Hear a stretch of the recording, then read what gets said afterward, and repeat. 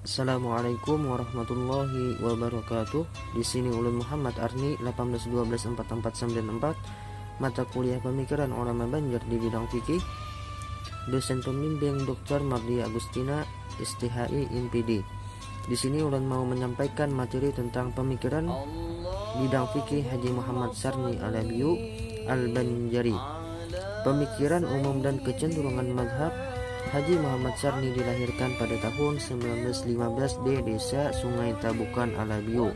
Beliau bermadhab Syafi'i. Beliau merupakan seorang ulama yang tergolong kreatif dan produktif dalam berkarya tulis. Dalam berdakwah dan mengembangkan ilmu agama, dia tidak hanya menyampaikan secara lisan, namun dia juga melakukannya lewat karya-karya tulisnya sebagai buku pelajaran. Walaupun sebagian besar karyanya merupakan saduran atau ringkasan atas kitab-kitab ulama terdahulu, hal ini merupakan suatu kelebihannya. Pemikiran bidang fikih pada masalah zakat dalam kitab Maba'id Ilmu Fikih.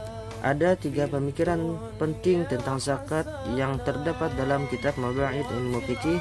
Pemikiran yang pertama adalah tentang zakat tumbuh-tumbuhan dan buah-buahan, yakni tentang zakat qadarnya yang dikeluarkan dan objek tidak wajib zakat kecuali pada tumbuhan yang dijadikan makanan pokok seperti korma dan anggur kering. Dalam Maba'id Ilmu Fikih ditegaskan bahwa selain padi, gandum, jagung, kacang, buah kurma, dan anggur kering, maka tidak dikeluarkan zakatnya. Pemikiran kedua adalah tentang tidak wajib zakat pada tumbuhan dan buahan selain yang di atas disebutkan tadi, maka tidak diwajibkan zakat. Pemikiran yang terakhir adalah Haji Muhammad Sarni Alabiyu menyatakan bahwa zakat dan emas perak mula-mula nisab emas berat 20 miskal, yaitu kira-kira berat 10 rupiah, maka dikeluarkan zakatnya sebagian dari 40 bahagian, dan mula-mula nisab perak berat 200 dirham atau kira-kira 58,5 rupiah, maka dikeluarkan zakatnya. Adapun uang kertas maka diwajibkan zakat seperti uang perak juga dengan menilai harganya. Perbandingan pemikiran Haji Muhammad Sarni Alabiyu Al-Banjari dengan pendapat ulama klasik dan kontemporer. Menurut pendapat ulama klasik, harta yang wajib dikeluarkan zakatnya hanyalah meliputi 4 jenis harta, yaitu meliputi harta perdagangan, hasil pertanian, hewan ternak, dan barang yang berharga seperti emas dan perak. Hal ini merupakan menurut Didin disebabkan keempat jenis harta itulah yang paling banyak beredar di kalangan masyarakat. Namun menurut pendapat ulama kontemporer seperti Yusuf Qardawi, setelah mempertimbangkan berbagai hal dan tuntutan kontemporer, harta yang wajib dizakati adalah binatang ternak, emas dan perak, uang perdagangan pertanian, madu dan produksi hewani, barang tambang dan hasil laut, investasi, pabrik dan gedung dan sejenisnya, pencairan dan provisi saham dan obligasi. Karya di bidang fikih Haji Muhammad Sarni Alabiyu Al-Banjari.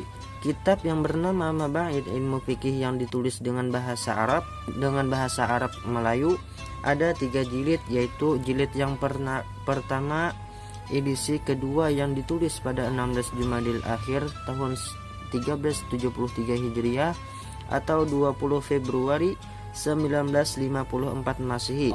Pada jilid pertama, kitab Maba'id Ilmu Fikih hanya terdapat 2 bagian yang berjumlah 42 halaman, yaitu bab bersuci atau taharah 9 halaman dan bab salat sembahyang sisanya.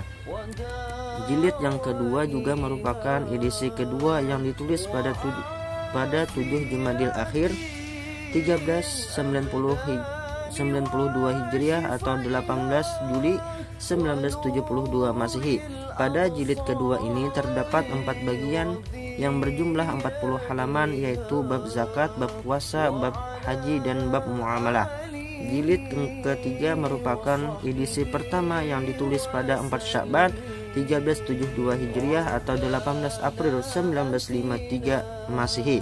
Jilid yang terakhir ini merupakan jilid yang paling banyak memuat bagian, yaitu bab faraid atau warisan, bab wasiat, bab nikah, bab nafkah, bab jinayat, bab hudud, bab jihad, bab iman dan nazar, bab akidah dan sedekah, serta yang terakhir adalah bab mengenai memerdekakan budak atau al-itqi. Kesimpulan, Mabahith ilmu fikih adalah karya kitab fikih Melayu yang perlu diapresiasi. Namun agar dapat dipelajari secara relevan, karena kitab ini masih diajarkan di sekolah-sekolah dan di pesantren-pesantren, hendaknya ada editor yang memberikan penjelasan tanpa mengurangi rasa hormat kepada Haji Muhammad Sarni Alabiyu dan keluarga.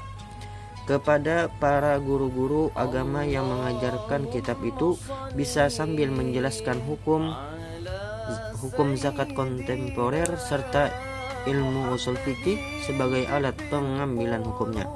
Mungkin ini saja, sekian, terima kasih. Assalamualaikum warahmatullahi wabarakatuh.